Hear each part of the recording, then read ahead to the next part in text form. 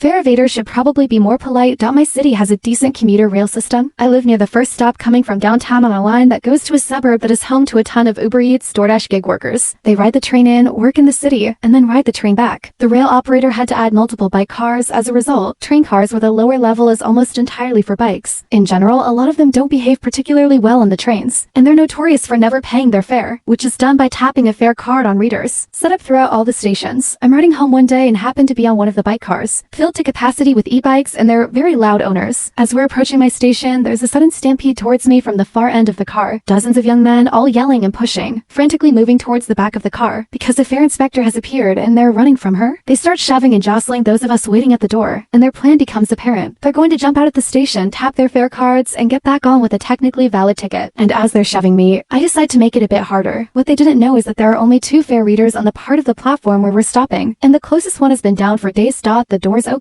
As they all crash towards the near one, I walk directly to the slightly further one and I put it into override mode. This gives the option to override preset fares for frequent trips plus some other options, and it takes the card reader itself offline until you pick a mode. It's not often used, and most people aren't familiar with it. It's just a couple button presses to turn it off, but you have to read the screen and pay attention. The pack comes roaring over to the machine, still yelling and pushing, but because they're all jamming their cards at it at once and fighting for position, no one even comes close to figuring out why it's not working. Not one of them manages to tap successfully, and after about 15 to 20 seconds of this, the train is getting ready to leave. Most of them give up and run back on, straight into the arms of the waiting fare inspector, because they can't leave their e-bikes, but 7 or 8 don't make it back. The train pulls away as they start chasing it down the platform. Still screaming, I like to think their bikes ride that train forever.